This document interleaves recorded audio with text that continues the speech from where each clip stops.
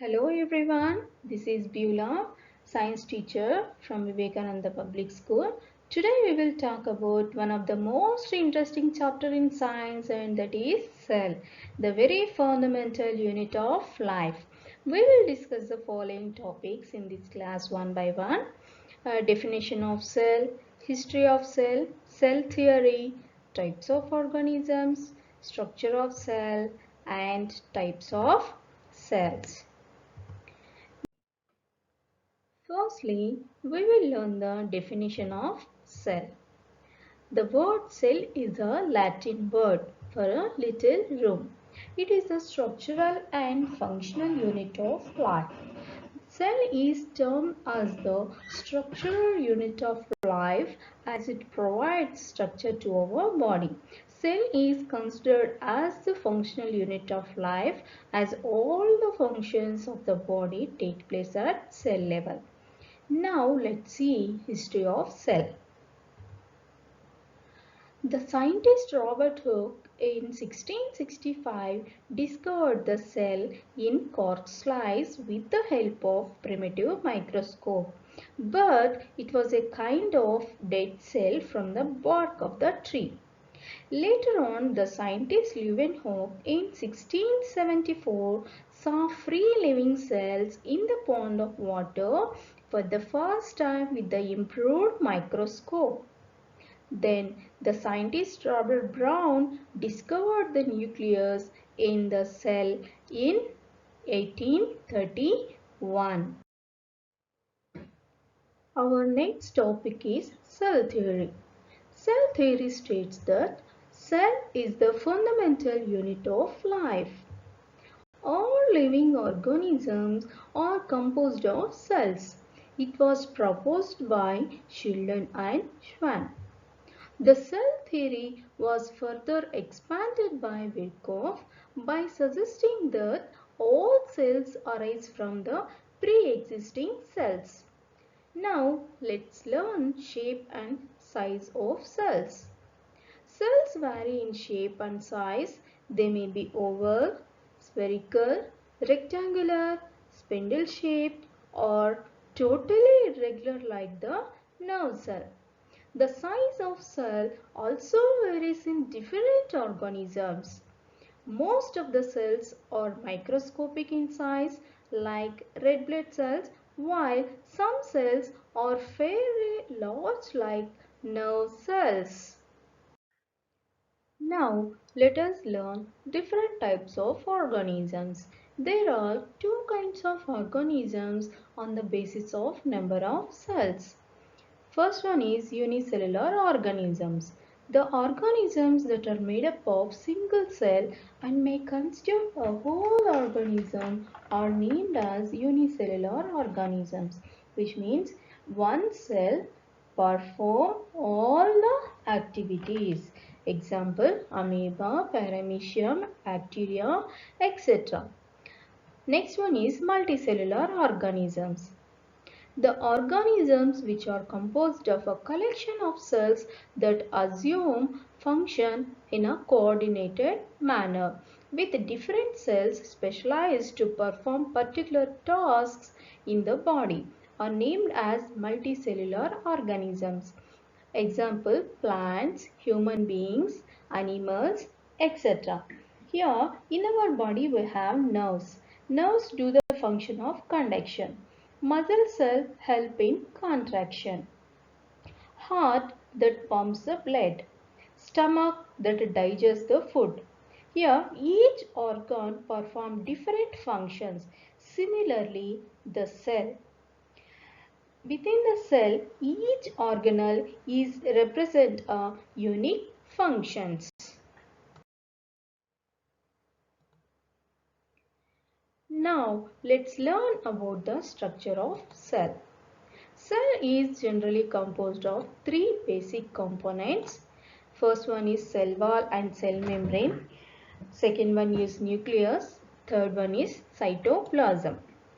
Now let's learn about cell membrane or plasma membrane. It is the outermost covering of the cell that separates the contents of the cell from its external environment. It is a living part of the cell and is present in cells of plants, animals and microorganisms. It is very thin, delicate, elastic and selectively permeable membrane. As it is selectively permeable membrane, it allows the flow of limited substances in and out of the cell. It is composed of lipid and protein. It helps in diffusion and osmosis.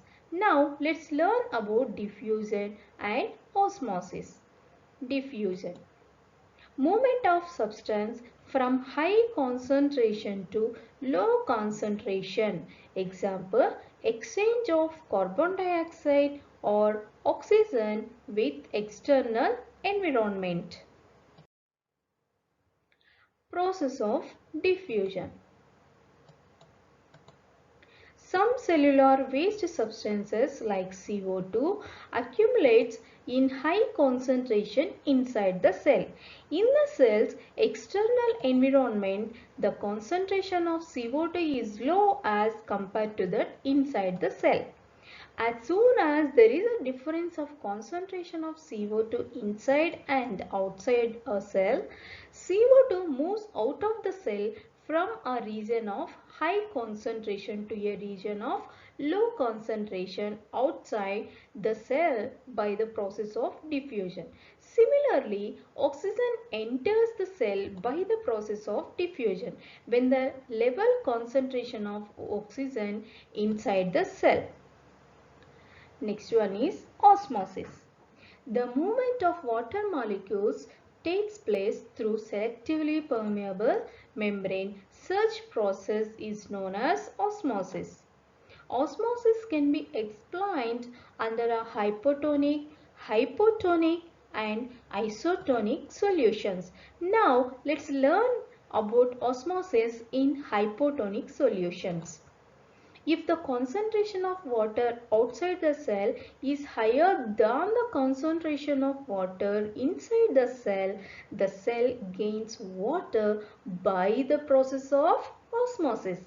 Water can move into the cell from the cell membrane.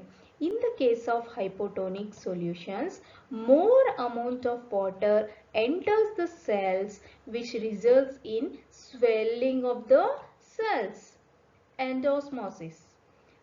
Now, water molecules are free to pass across plasma membrane in both sides, but more water will enter inside the cell. The cell will therefore swell up and increase in volume. This process is called endosmosis. We will learn osmosis in isotonic solutions. If the cells are put in an environment which has similar concentration of water as present inside, this state allows for the free movement of water across the membrane without changing concentration of solutes on either side. Therefore, the size of the cell does not vary in an isotonic solution because there is no net movement of water. Next, hypotonic solutions. If the cells are kept in an environment which has lower concentration of water than what is present inside the cells, then due to the process of osmosis, water moves out of the cells. This results in a decrease in size of cells as more amount of water comes out of the cell. Exosmosis. When the water moves out of the cell placed in a highly concentrated solution, it will cause the cell to shrink. This process is known as exosmosis. The best example is when you are washing your hands with soap for a longer time. What will happen, children? Your fingers shrink. You can see some foldings on your fingers, right? Cell wall. The cell wall is the outer hard covering of the cell which maintains the shape of the cell. The cell wall is generally made up of cellulose and it provides the support. Why is this support needed? This support is needed specifically to withstand extreme temperature, precipitation and moisture conditions. Plasmolysis. It is a process in which the contents of the cell that are away from the cell wall shrink or contract when a cell loses water due to osmosis when it is kept in hypotonic solution. Plasmolysis is the classic condition where the shrink within the cell. Can dead cells absorb water? No, dead cells cannot absorb water through osmosis. Only living cells absorb water by osmosis. The second component of a cell is nucleus. It is a dark-colored, spherical or oval, dot-like structure near the center of a cell called nucleus. It is responsible for cellular reproduction. Cell has a capability to divide into two. It is surrounded by double-layered surface called nuclear membrane. Nuclear membrane allows the exchange of genetic material within the nucleus to the outside. There are chromosomes, rod-shaped structures that are present in the nucleus and these are responsible for carry the genetic information from parents to next generations in the form of DNA and protein molecules. The functional segments of DNA are called genes. DNA is responsible for organizing and constructing new cells. Proteins help in packaging and condensation of DNA. Chromatin is thread-like material present in a cell. The chromatin organizes itself into chromosomes whenever the cell is about to divide. So, chromosomes are made up of chromatids and chromatids are made up of chromatin. Nucleus. It is called as the brain of the nucleus. It comprises of 25% of the volume of the nucleus. It consists of proteins and ribonucleic acids. It helps in formation of ribosomes which help in formation of proteins inside the cell. Our next topic is types of cells. Based on the presence or absence of nucleus, cells are divided into two types. They are prokaryotic cell and eukaryotic cell. Let us see some differences between prokaryotic cell and eukaryotic cell. Prokaryotic cell is generally small in size, whereas eukaryotic cell generally large in size. Nucleus is absent in prokaryotic cell, whereas nucleus is present in eukaryotic cell.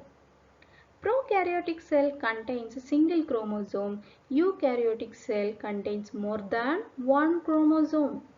Nucleolus is absent in prokaryotic cell. Nucleolus is present in eukaryotic cell. Membrane-bound organelles are absent in prokaryotic cell. Membrane-bound cell organelles are present in eukaryotic cell. In prokaryotic cell division takes place by fission or budding. Example, bacteria, blue-green algae. In eukaryotic cell division takes place by mitotic or meiotic cell division. Example, fungi, plant cell and animal cell. The third basic component of a cell is cytoplasm. It is a jelly-like, viscous, colorless, semi-fluid substance that occurs between the plasma membrane and the nuclear membrane.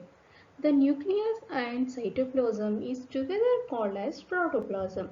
The protoplasm term was coined by Purkinje.